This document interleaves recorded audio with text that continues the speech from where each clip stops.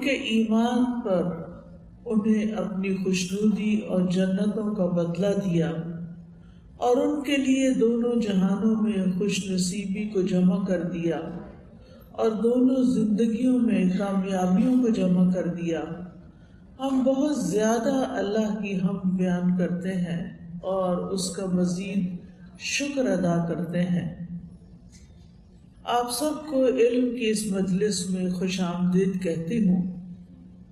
ابو ہریرہ رضی اللہ عنہ فرماتے ہیں کہ نبی صلی اللہ علیہ وسلم نے فرمایا، بے شک اللہ سبحانہ تعالیٰ کے کچھ زائد فرشتے ایسے بھی ہیں جو گلیوں بازاروں میں پھرتے رہتے ہیں اور ذکر کی مجلسوں کو تلاش کرتے ہیں، پھر جب وہ ایسی مجلس پا لیتے ہیں جس میں اللہ کا ذکر ہو تو وہ ان کے ساتھ بیٹھ جاتے ہیں اور ایک دوسرے کو اپنے پروں سے ڈھانپ لیتے ہیں، یہاں تک کہ ان سے لے کر آسمان دنیا کے درمیان کا خلا بھر جاتا ہے، یعنی اتنے فرشتے جمع ہو جاتے ہیں کہ آسمان تک پھیل جاتے ہیں۔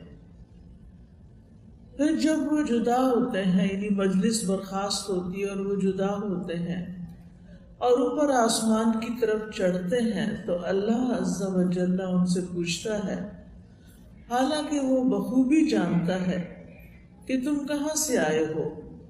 وہ عرض کرتے ہیں، ہم زمین میں تیرے بندوں کے پاس سے آئے ہیں جو تیری تسبیح کرتے ہیں، تیری تکبیر بیان کرتے ہیں، تیری تحلیل یعنی لا الہ الا اللہ پڑھتے ہیں، تیری تعریف کرتے ہیں، تجھ سے سوال کرنے میں مشغول ہیں۔ اللہ تعالیٰ فرماتا ہے، وہ مجھ سے کیا سوال کر رہے تھے، کیا مانگ رہے تھے؟ وہ عرض کرتے ہیں، وہ تجھ سے تیری جنت کا سوال کر رہے تھے۔ اللہ تعالیٰ فرماتا ہے، کیا انہوں نے میری جنت کو دیکھا ہے؟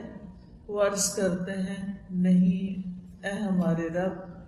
اللہ تعالیٰ فرماتے ہیں، اگر وہ میری جنت کو دیکھ لیتے تو ان کی کیا کیفیت ہوتی؟ وہ عرض کرتے ہیں کہ وہ تجھ سے پناہ بھی مانگ رہے تھے۔ اللہ تعالیٰ پوچھتے ہیں، وہ مجھ سے کس چیز سے پناہ مانگ رہے تھے؟ فرشتے عرض کرتے ہیں، اے رب تیری جہنم سے۔ اللہ تعالیٰ فرماتا ہے، کیا انہوں نے میری جہنم کو دیکھا ہے؟ وہ عرض کرتے ہیں کہ نہیں۔ اللہ تعالیٰ فرماتا ہے، اگر وہ میری جہنم کو دیکھ لیتے تو ان کی کیفیت کیا ہوتی؟ فرشتے عرض کرتے ہیں، اور وہ تجھ سے مغفرت بھی مانگ رہے تھے، یعنی اپنے گناہوں کی بخشش بھی مانگ رہے تھے۔ تو اللہ تعالیٰ فرماتے ہیں کہ تحقیق میں نے انہیں بخش دیا اور انہوں نے جو مانگا میں نے انہیں عطا کر دیا، اور جس سے انہوں نے پناہ مانگی میں نے انہیں پناہ دے دی۔ رسول اللہ صلی اللہ علیہ وسلم نے فرمایا، وہ فرشتے کہتے ہیں، اے رب ان میں فلاں سخت گناہگار بندہ بھی موجود تھا، وہ وہاں سے گزرتے ہوئے ان کے ساتھ بیٹھ گیا تھا۔ آپ نے فرمایا، پس اللہ تعالیٰ ارشاد فرماتا ہے کہ میں نے اس کو بھی بخش دیا۔ یہ ایسے لوگ ہیں کہ ان کی وجہ سے ان کے ساتھ بیٹھ جانے والا بھی محروم نہیں رہتا۔ تو یہ ہے فضیلت ذکر کی مجالس کی جس میں آپ حاضر ہوئے ہیں۔ اللہ سبحانہ تعالیٰ سے دعا ہے کہ وہ وعدے جو اس حدیث میں کیے گئے ہیں ان کو ہم پر بھی پورا فرما دے، کیونکہ ہم بھی یہاں صرف اور صرف اللہ سبحانہ تعالیٰ کی رضا کے لیے آئے ہیں، اللہ کی خوشنودی کے لیے آئے ہیں، اپنے گناہوں کی بخشش کے لیے آئے ہیں، اور اس کے ساتھ ساتھ مفید علم حاصل کرنے کے لیے آئے ہیں۔ علم کا راستہ جنت کا راستہ ہے۔ حدیث میں آتا ہے، جو شخص کسی راستے میں حصول علم کی خاطر چلا، جیسے آج آپ علم حاصل کرنے کے لیے یہاں آئے ہیں، تو جو شخص ایسے راستے پہ چلتا ہے، یعنی گھر سے نکل کر کسی ایسی مجلس کی طرف جاتا ہے، تو اللہ تعالیٰ اسے جنت کی راہوں میں سے ایک راہ پر چلائے گا، اور بلا شبہ فرشتے طالب علم کی رضامندی کے لیے اپنے پر بچھا دیتے ہیں، اور صاحب علم کے لیے آسمانوں میں بسنے والے، زمین میں رہنے والے اور پانی کے اندر مچھلیاں بھی استغفار کرتی ہیں۔ یعنی جو شخص علم سیکھنے سکھانے میں مشغول ہو جاتا ہے تو اس کے لیے ساری مخلوقات دعاؤں میں مشغول ہو جاتی ہے۔ اور یہ کتنی بڑی عزت کی بات ہے اور کتنے فائدے کی بات ہے کہ انسان ایک قدم اللہ کی طرف اٹھائے اور اتنی ساری رحمتیں اور برکتیں اور خیر اس کی طرف آئے۔ سلف صالحین جو تھے، ہمارے پائس پریڈیسیسر جو نیک لوگ تھے، وہ علم کی خاطر دور دراز کے سفر بھی کیا کرتے تھے، اور پھر وہ علم حاصل کر کے واپس اپنے علاقوں میں جاتے اور دوسرے لوگوں کو مستفید کرتے۔ جابر بن عبداللہ کہتے ہیں کہ مجھے ایک آدمی کی طرف سے ایک حدیث ملی، یعنی کسی نے ان سے ایک حدیث بیان کی جو انہوں نے رسول اللہ صلی اللہ علیہ وسلم سے سنی تھی۔ تو میں نے ایک اونٹ خریدا، اس میں کجاوا باندھا اور مہینہ بھر ان کی طرف سفر کرتا رہا، یہاں تک کہ میں ان کے پاس فلسطین کی طرف پہنچ گیا۔ تو وہ عبداللہ بن انیس تھے، یعنی صحابی تھے۔ میں نے دربان سے کہا کہ ان سے کہو دروازے پر جابر آئے ہیں۔ جابر بن عبداللہ بڑے مشہور صحابی ہیں۔ انہوں نے پوچھا کہ جابر بن عبداللہ آئے ہیں؟ تو میں نے کہا ہاں۔ تو وہ اس حال میں نکلے کہ اپنا کپڑا گھسیٹ رہے تھے، یعنی اٹھے اور تیار ہوتے ہوتے چل پڑے۔ انہوں نے مجھے گلے لگایا، میں نے ان کو گلے لگایا۔ تو میں نے ان سے کہا ایک حدیث ہے جو مجھے آپ کے ریفرنس سے ملی ہے، قصاص کے بارے میں وہ حدیث کیا آپ نے رسول اللہ صلی اللہ علیہ وسلم سے سنی ہے؟ تو مجھے خطرہ ہوا کہ کہیں ایسا نہ ہو کہ آپ فوت ہو جائیں یا میں اس حدیث کو سننے سے پہلے فوت ہو جاؤں، تو میں آپ سے براہ راست ڈائریکٹ اس حدیث کو سننا چاہتا تھا، اس لیے میں نے یہ سفر کیا ہے۔ اسی طرح سعید بن مسیب ایک تابعی ہیں، وہ فرماتے ہیں کہ میں ایک حدیث کو لینے کے لیے کئی دن اور راتیں سفر میں گزارتا تھا، ایسے علم جمع ہوا ہے۔ اور آج تو ہماری ہتھیلی میں ہے یہ علم۔ فون کے اوپر آپ دیکھیں کہ ایسی ایپس موجود ہیں جس میں تقریباً سارا حدیث کا جو سرمایہ ہے وہ اس میں جمع ہے۔ اسی طرح ابو قلابہ جو ہیں وہ کہتے ہیں کہ میں مدینہ میں 3 دن قیام پذیر رہا، میرے پاس کوئی ایسی حاجت نہیں تھی کہ جسے میں نے پورا نہ کر لیا ہو، سوائے ایک آدمی کی ملاقات کے جس کے بارے میں لوگ توقع کرتے تھے کہ وہ حدیث روایت کرتے ہیں۔ میں مدینہ ہی میں رہا یہاں تک کہ وہ شخص آئے، میں نے ان سے حدیث سنی، پھر میں نے مدینہ کو چھوڑا۔ ایک حدیث، یعنی علم کو کس طرح انہوں نے حاصل کیا، کتنی مشقتوں سے اور ایک چیز کے لیے کتنی کوشش کی۔ امام شعبی کا نام شاید آپ نے سنا ہو، انہوں نے 3 حدیثوں کی خاطر سفر کیا، کوفہ سے مکہ تک، یعنی موجودہ جو عراق ہے اس میں کوفہ ہے، وہاں سے مکہ تک صرف 3 حدیثیں سننے کے لیے گئے۔ آج اگر ہمیں کوئی 20 منٹ کی ٹریولنگ سے آنا پڑے تو ہم کہتے بہت دور سے آئے ہیں، بہت دور ہے جہاں پر کوئی کلاس ہوتی ہے یا جہاں پر کوئی علم کی مجلس ہوتی ہے۔ تو پیاری بہنوں، اس سے محروم نہیں رہنا چاہیے۔ جہاں بھی آپ کو نفع مند فائدہ مند علم ملے، اور وہ علم فائدہ مند ہی ہے جس سے ہماری آخرت بنے۔ دنیا بنانے کے لیے تو ہم نے بہت سی ڈگریاں لے لی ہیں، بہت سے کورسز کر لیے، سرٹیفکیشن لے لی، لیکن وہ علم جس سے آخرت سنورتی ہے، اور نہ صرف آخرت بلکہ دنیا بھی سنورتی. دنیا میں بھی انسان کو زندگی گزارنے کا طریقہ آتا ہے. تو اس علم کو سیکھنے کے لیے انسان کو پیچھے نہیں رہنا چاہیے. ٹھیک ہے آپ کو انٹرنیٹ پہ لیکچرز مل جاتے ہیں، آپ کو کچھ نہ کچھ ایسے لوگ مل جاتے ہیں کہ جو آپ کو کچھ بتا دیں، آن لائن پڑھا دیں، لیکن ان پریزنس کسی مجلس میں حاضر ہو کے، کسی مسجد میں حاضر ہو کے کوئی خطبہ سننا، کوئی لیکچر سننا، علم کی مجلس میں بیٹھنا، اس کے اپنے ہی فائدے ہیں. اس سے انسان کے ایمان میں ترقی ہوتی. ایسی مجالس انسان کی بخشش کا ذریعہ بنتی. انسان جب اکیلے کو کام کرتا ہے تو وہ اکیلا ہوتا ہے، لیکن جب سب کے ساتھ مل کر کرتا ہے تو اس کا جوش اور ولولہ کچھ اور ہی ہوتا ہے کہ اور بہت سے لوگ میرے ساتھ ہیں، میں اس سفر میں اکیلا نہیں ہوں. چونکہ علم عمل کرنے کے لیے ہوتا ہے، یعنی علم برائے علم نہیں ہوتا کہ ہم زیادہ سے زیادہ کتابیں پڑھ لیں، زیادہ سے زیادہ لیکچر سن لیں اور ہم اپنا علم بڑھا لیں، بلکہ علم ہوتا ہے اس لیے کہ ہم اس پر عمل کریں. تو جب عمل کرنا ہے تو پھر اس کے لیے ماحول بھی آپ کو چاہیے ہوتا ہے.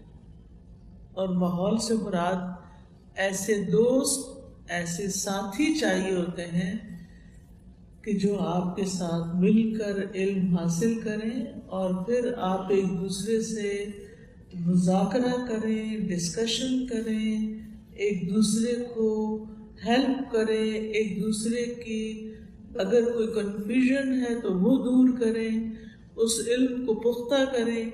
اور اس طرح ہماری حرص یہ ہونی چاہیے کہ ہم ساری زندگی طالب علم بنے رہیں، کیونکہ ہمیں کیا حکم دیا گیا ہے؟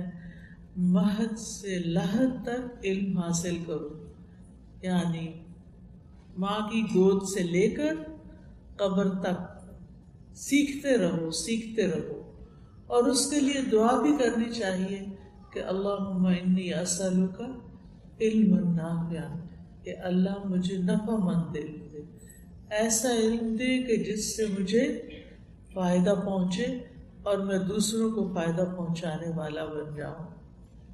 تو بات یہ ہے کہ علم کا راستہ چونکہ جنت کی طرف جانے کا راستہ ہے، اس کے لیے سورۃ الحدید میں آتا ہے سابقوا الی مغفرۃ من ربکم وجنۃ ارضها كعرض السماء والارض اعدت للذین آمنوا باللہ ورسلہ ذلک فضل اللہ یؤتیہ من یشاء واللہ ذو الفضل العظیم. اپنے رب کی بخشش اور اس جنت کی طرف دوڑو، یعنی سستی نہیں دکھاؤ، دوڑو جس کی وسعت آسمان اور زمین جیسی. دنیا میں تو ایسا کوئی گھر نہیں. وہ ان لوگوں کے لیے تیار کی گئی ہے جو اللہ اور اس کے رسولوں پر ایمان رکھتے ہیں. یہ اللہ کا فضل ہے، وہ جسے چاہتا ہے عطا کرتا ہے، اور اللہ بہت بڑے فضل والا ہے. تو بات یہ ہے کہ اللہ تعالیٰ نے انسان کو پیدا کیا، اس زمین کو بھی اللہ نے بنایا، اور اس زمین پر اس نے پیغمبر بھی بھیجے جنہوں نے آ کر انسانوں کو ہدایت کا راستہ دکھایا. وہ راستہ تو موجود ہے، لیکن جیسے وہ علامہ اقبال نے کہا تھا نا، ہم تو مائل بکرم ہیں کوئی سائل ہی نہیں، راہ دکھلائیں کسے کوئی راہ رو منزل ہی نہیں. یعنی ہم تو لوگوں پر عنایت کرنے کے لیے تیار ہیں، لوگ خود ہی اس راستے کی طرف نہیں آ رہے. ہم تو مائل بکرم ہیں کوئی سائل ہی نہیں، کسی کے اندر یہ طلب ہی نہیں، کوئی اس راستے پہ دوڑ ہی نہیں رہا. ہم تو راستہ دکھانا چاہتے ہیں لیکن کوئی منزل کی طرف جانا ہی نہیں چاہتا. وہ منزل جس کی طرف تیاری کے ساتھ جانے کی ضرورت ہے، آخرت کی منزل. مومن کی منزل جنت ہوتی، مومن دنیا میں دل لگا کے نہیں بیٹھ جاتا کہ وہ بس دنیا مل جانے پر راضی ہو جائے، بلکہ مومن تو آخرت کو سامنے رکھ کے ہر کام کرتا ہے. وہ دنیا کے کام بھی آخرت کو سامنے رکھ کے کرتا ہے کہ مجھے اس کام سے کہیں اس گھر کے حصول میں کوئی مشکل تو نہیں ہوگی، یعنی کوئی چیز ایسی تو نہیں کہ جو میری اس جنت کے راستے میں رکاوٹ بنے. تو بہرحال اللہ سبحانہ وتعالیٰ کی طرف سے دعوت عام ہے، اور پھر اللہ سبحانہ وتعالیٰ نے انسان کو اس کے لیے دعوت دی ہے. اور یہ بھی بہنوں یاد رکھیں کہ انسان کو ملتا وہی ہے جس کے لیے وہ کوشش کرتا ہے. اگر آپ کی ساری کوشش دنیا کے گرد ہے تو دنیا مل جائے گی، اور اگر آپ کی نیت اور ارادہ اور کوشش آخرت کا گھر کمانے کے لیے نہیں ہے تو وہ ایسے ہی اچانک مل جائے گا. جیسے آپ دنیا کا گھر خریدنے کے لیے محنت کرتے ہیں نا، ایسے ہی جنت کے حصول کے لیے بھی محنت چاہیے، کوشش چاہیے، اور بھرپور کوشش چاہیے. تو اس لیے انسان کو کوشش کرنی ہے. اللہ تعالیٰ فرماتے ہیں وَأَن لَيْسَ لِلْإِنسَانِ إِلَّا مَا سَعَىٰ وَأَنَّ سَعْيَهُ سَوْفَ يُرَىٰ ثُمَّ يُجْزَاهُ الْجَزَاءَ الْأَوْفَىٰ. اور یہ کہ انسان کے لیے وہی کچھ ہے جس کی اس نے کوشش کی ہوگی. جتنی آپ اس گھر کے لیے کوشش کریں گے وہی آپ کی وہاں کام آئے گی. اور اگر اس کے لیے نیت ہی نہیں، ارادہ ہی نہیں، تو پھر کیا بنے گا؟ سورۃ بنی اسرائیل میں اللہ تعالیٰ فرماتے ہیں وَمَنْ أَرَادَ الْآخِرَةَ وَسَعَىٰ لَهَا سَعْيَهَا وَهُوَ مُؤْمِنٌ فَأُولَٰئِكَ كَانَ سَعْيُهُمْ مَشْكُورًا. جس نے آخرت کا ارادہ کیا کہ مجھے جنت میں گھر چاہیے، اور اس کے لیے اتنی کوشش کی جتنی کوشش کرنے کا حق ہے، تو ایسے لوگوں کی کوشش کی قدر کی جائے گی، وہ قابل قدر کوشش ہوگی. کیونکہ قیامت کے دن کوشش دیکھی جائے گی. وَأَنَّ سَعْيَهُ سَوْفَ يُرَىٰ. اور اس کی کوشش دیکھی جائے گی کہ کیا کر کے آیا ہے. ہم سب اپنا محاسبہ کریں، اپنے آپ سے پوچھیں کہ میری نیت اور میرے ارادے میں ہے جنت کہ میں وہاں جانا چاہتا ہوں؟ مجھے اس کی فکر رہتی ہے؟ کیونکہ وہ ہے اصل گھر. یہ تو ٹرانزٹ پیریڈ ہے. جیسے یہاں سے آپ جاتے ہوں گے نا پاکستان PIA سے، تو پھر آپ وایا ٹورانٹو جاتے ہیں، اور وہ ٹورانٹو آپ کے لیے کیا ہوتا ہے؟ منزل ہوتی ہے آپ کی؟ نہیں، کیا ہوتی؟ ٹرانزٹ ہوتا ہے. وہاں آپ کچھ گھنٹے رکتے ہیں اور پھر اگلا جہاز لے کر اپنی منزل پہ پہنچتے ہیں. ہم اس دنیا میں نہیں تھے، ہمارا جسم زمین سے بنا اور روح آسمان سے آئی. ہمیں یہاں کچھ سال دیے گئے ہیں رہ کر کام کرنے کے لیے. کس لیے؟ آگے کی منزل کے لیے. یہاں کی ضروریات بھی پوری کرنی ہے، لیکن ذہن میں آخرت کا گھر سامنے رکھتے ہوئے کرنی. لہذا ہم میں سے ہر ایک کو اس کے لیے سب سے پہلے تو نیت اور ارادہ کرنا ہے. کیونکہ وَأَنَّ سَعْيَهُ سَوْفَ يُرَىٰ. کوشش دیکھی جائے گی. کوشش شروع ہوتی ہے نیت سے. انسان جس چیز کی نیت کرتا ہے پھر اسی کے لیے کوئی، اور اگر میری طرف چلتا ہوا آئے تو میں دوڑتا ہوا اس کے پاس آتا ہوں. یہ میرے بارے میں سوچے تو صحیح کہ میں اس کے ساتھ کیا کرنے والا ہوں. تو ہم سب کی یہ سوچ ہونی چاہیے کہ ہمارا تعلق اللہ سبحانہ وتعالیٰ سے کیسا ہے، اور جب ہم اس کے حضور حاضر ہوں گے تو ہمارے ساتھ کیا معاملہ کرے گا. یاد رکھیے بہت سے لوگ عبادات صرف دنیاوی مقصد کے لیے کرتے ہیں. کوئی وظیفہ کر لے کہ کوئی شادی ہو جائے بچی کی، یا وظیفہ کر لے کوئی نوکری لگ جائے، یا وظیفہ کر لیں تو دنیا کے کاموں کے لیے ہم سب کو چھوڑ کر نماز کی بھی پابندی کر لیں گے تاکہ ہمیں دنیا مل جائے۔ پیاری بہنوں، ہمیں ذرا ہوش میں آنا ہے، دنیا عارضی ہے، آخرت ہمیشہ کی ہے۔ وہ کام کرنے ہیں جس سے ہماری دنیا تو بنے لیکن آخرت ضرور بنے۔ دنیا کی قیمت پہ آخرت بنے تو کوئی بات نہیں، لیکن آخرت کی قیمت پہ دنیا بنا رہے ہیں تو یہ نقصان کا سودا ہے۔ تو صحیح نیت کے ساتھ جو کام آپ کریں گے وہ آپ کا کام عبادت بن جائے گا، چاہے وہ دنیا کا کام بھی ہو۔ اور پھر انسان جب صحیح مقصد کو سامنے رکھ کے کوئی کام کرتا ہے تو چاہے وہ پیورلی دنیا کا کام ہو، وہ عبادت بن جاتا ہے۔ مثال کے طور پر آپ دیکھیں، 4 کام ایسے ہیں جو انسان کو جنت تک پہنچاتے ہیں۔ رسول اللہ